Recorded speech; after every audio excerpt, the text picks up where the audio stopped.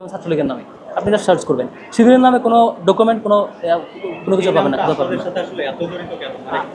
খুবই স্বাভাবিক। ফেসিবাদ দীর্ঘদিন ধরে যখন একটা রিপিটেডলি এস্টাবলিশ করতে চাইবে, সেখানে আপনি কথা বললে আপনারা ট্যাগ দিয়ে মারা ফেলবে, আপনি এখানে একটা এস্টাবলিশ করতে খুবই স্বাভাবিক। কারণ এখানে প্রত্যেকটা উপাদানে এটাকে হেল্প করছে, কেউ উপাদানটা বিরোধিতা করতে পারে নাই। এই উপাদান যে নেগেটিভ যে এস্টাবলিশ করো না কেন, কেউ হয়তো সমর্থন দেয় নাই, কিন্তু বিরোধিতা কেউ করতে পারে নাই।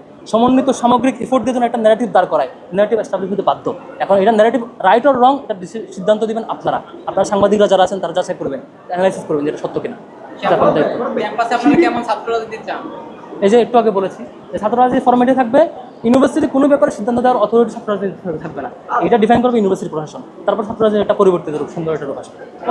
আরেকটা বিষয় যে সরকার, বিগত যে সরকার আপনাদেরকেই কেন এত নিষিদ্ধ, আপনাদেরকে বিশ্বের কাছে নিষিদ্ধ সংগঠন জঙ্গি হিসেবে পরিচয় কেন করিয়ে দিল? আপনারাই দেখেন, খুবই সহজ উত্তর হচ্ছে 2009-8 সালের নির্বাচন পরবর্তী যখন আওয়ামী লীগ ক্ষমতা আসে, তারা এখানে তাদের ফেসিবাদ কায়েমের কিছু ব্যারিয়ার মনে করেছে। আপনি দেখবেন যে প্রথমেই হচ্ছে সেনা হত্যাকাণ্ড, বিডিআর বিদ্রোহের নামে। এটা প্রথম ব্যারিয়ার হচ্ছে সেনাবাহিনী, নির্দেশপ্রেমী সেনাবাহিনী তাদের ব্যারিয়ার হতে পারে, এদেরকে প্রথমে হত্যা করেছে। আর সেকেন্ড, আমি যেটা বিশ্বাস করি যে সেকেন্ড ফেসিবাদ কায়েমের সবচাইতে শক্তিশালী বাধা মনে করেছে ছাত্র শিবিরকে। এই জন্য প্রথম থেকে ছাত্র শিবিরের উপর অ্যাটাক করেছে। দেশব্যাপী এমন কোনো লেয়ার নাই যে লেয়ারে ছাত্র শিবিরের অ্যাটাক হয় নাই।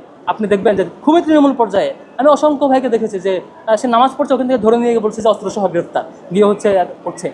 মানে একটা ছাত্র সংগঠনের কেন্দ্রীয় সভাপতিকে বিনা অভিযোগে, বিনা অপরাধে 56 দিন টানা রিমান্ডে রেখেছে, কেউ কিছু করতে পারে নাই।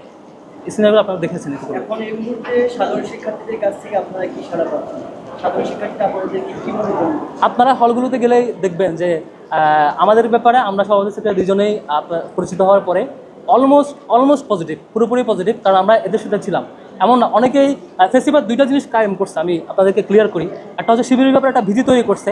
একটা শিবিরকে প্রথম যেটা করেছে, শিবিরের সকল অফিস, কেন্দ্রীয় অফিস থেকে ওয়ার্ড অফিস পর্যন্ত, উপশাখা অফিস পর্যন্ত সকল অফিস সিলগালা করে লক করে দিয়ে শিবিরকে কাজ করতে দেয় নাই। নাম্বার 1। নাম্বার 2 হচ্ছে জনগণকে ডিটাচ করার পরে নাম্বার 2 হচ্ছে শিবিরের ব্যাপারে একটা শিবির ভীতি তৈরি করেছে, শিবির ফোবিয়া তৈরি করার চেষ্টা করেছে।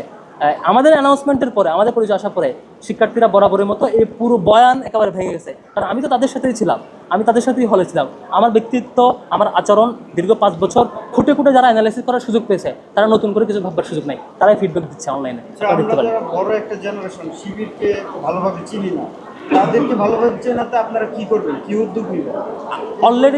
অলরেডি যে আমাদের আত্মপ্রকাশটাই, আমাদের ব্যাপারে যে প্রকাশিত হওয়াটাই একটা বড় উদ্যোগ। আপনারা দেখতে পাচ্ছেন অলরেডি ঢাকা ইউনিভার্সিটিতে আপনি যদি সার্ভে করেন, অলমোস্ট 90%, আমি বলি, আমি 100% বলবো, 90% আপনি পজিটিভ ফিডব্যাক পাবেন যে আমাদের ব্যাপারে, আমাদের ব্যক্তিত্বের ব্যাপারে, সাংগঠনিক ব্যক্তিত্বের ব্যাপারে যে এতদিন যে বয়ান ছিল এটা মিথ্যা হিসেবেই সবাই রিসিভ করেছেন। যে এতদিনের ফেসিবাদের প্রতিষ্ঠিত বয়ান, এটা একটা মানে উদ্দেশ্য প্রণোদিতভাবে একটা টার্গেটেড ভুল ব্যাখ্যার একটা বয়ান হিসেবে প্রসিদ্ধ প্রতিষ্ঠিত হয়েছে। আমরা অ্যানাউন্স করবো ইনশাল্লাহ।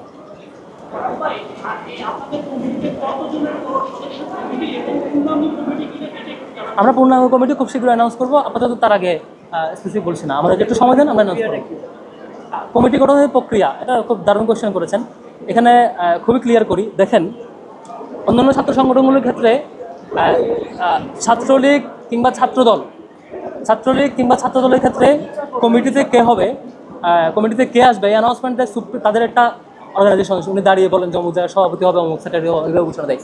ছাত্র শিবিরের কমিটি অ্যানাউন্স কিংবা ডিজলভ করার অথরিটি ছাত্র শিবিরের নিজের। ছাত্র শিবিরের অধীনস্থ যে ম্যান পাওয়াররা থাকে, যে জনশক্তিরা থাকে, তারাই ডিসাইড করে তাদের সভাপতি কে হবে, তারাই মতামত দেয়। ব্যক্তিত্ব বিবেচনায়, তাদের ক্যাপাসিটি বিবেচনায় তারাই মতামত দিয়ে ডিফাইন করে যে আমাদের অমুককে আমরা সভাপতি হিসেবে চাই। এখানে আর কোনো আমাদের এটা ছাত্র শিবির একটা মানে স্বাধীন সংগঠন, তার নিজস্ব একটা গঠনতন্ত্র এবং নিজস্ব একটা ফ্রেমওয়ার্ক আছে, এটা ওপেন, আপনারা অনলাইনে সার্চ করলেই পাবেন, সেই অনুযায়ী কাজ করে। এখানে আর কারো কোনো অথরিটি নাই, কেউ এখানে বলতে পারে না কমিটি অ্যানাউন্স কিংবা ডিজলভ করা। কমিটি অ্যানাউন্স কিংবা ডিজলভ পুরোটাই ক্যাপাসিটি তার অধীনস্থ ম্যান পাওয়ার, তার দায়িত্বশীলকে বা নেতাকে যেভাবে দেখেছে সেটা অ্যানালাইসিস করে তাদের মতামতের ভিত্তিতে তার দায়িত্বশীল নির্ধারণ হয়। আচ্ছা, আমি একটা প্রশ্ন যোগ করি আগেরটার সাথে। আপনি বলেছেন 3টা অথরিটি আছে বিশ্ববিদ্যালয়